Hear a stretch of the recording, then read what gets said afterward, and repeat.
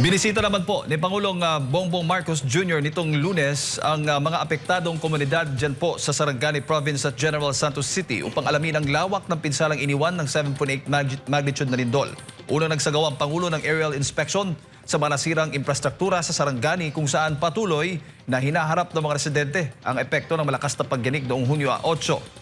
Kasama ni Marcos Jr. sa pagbisita si DPWH Secretary Vince Dizon at iba pang opisyal ng pamahalaan na magtungo sila sa evacuation center sa Municipal Plaza ng Glan.